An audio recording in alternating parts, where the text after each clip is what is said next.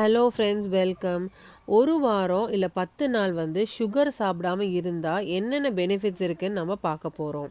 Sugar வந்து 36 மணி நேரம் நீங்கள் வந்து சுகரை வந்து டைரெக்டாக எடுத்துக்காமல் இருந்தீங்கன்னா, இன் எனி ஃபார்ம் நீங்கள் வந்து நாட்டு சர்க்கரையாவோ இல்லை ஹனியாவோ எது மூலியமாகவோ நீங்கள் எடுக்காமல் இருந்தீங்க, மைதா ப்ராடக்ட்ஸ் யூஸ் பண்ணாமல் இருந்தீங்க அப்படின்னாலே வந்துட்டு கண்டிப்பாக 36 மணி நேரத்தில் உங்களுக்கு டிஃப்ரென்ஸ் வந்து தெரிய ஆரம்பிக்கும்.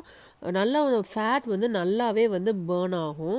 ஸோ இது வந்து ரொம்ப ஹெல்ப்ஃபுல்லாக இருக்கும். நீங்கள் வந்து வெயிட் ரிடக்ஷன் பண்ணணும் அப்படின்னு நினச்சிங்கன்னா, ஒரு 5 நாள் பார்த்தீங்கன்னா 5 நாள் சுகர் யூஸ் பண்ணாமே இருந்தீங்கன்னா டேஸ்ட் பட்ஸ்லாம் நல்லா சேஞ்ச் ஆக ஆரம்பிக்கும். ஸோ வந்து 10 நாள் கண்டினியூஸாக சுகர் சாப்பிடாம இருந்தீங்கன்னா நல்லாவே வந்து உங்கள் ஸ்கின் எல்லாம் நல்லா டோன் ஆயிரும்.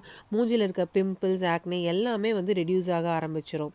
நம்ம இந்த மைதா, இந்த சுகரில் இருக்க சுகர் கன்சம்ஷன்னால் வந்துட்டு ஃபங்கல் க்ரோத், அதோட ஈஸ்ட் ப்ரொடக்ஷன் தான் வந்துட்டு நமக்கு வந்து பிம்பிள்ஸாவோ ஆக்னேவாவோ மூஞ்சியில் வந்து நல்லா அந்த டோனிங் இல்லாமல் சதை தொங்குறது, அந்த மூஞ்சி வந்து ரொம்ப ஆயிலியாக ஃபீல் பண்ணுறது எல்லாமே இந்த சுகர் கன்சம்ஷன்னால தான்.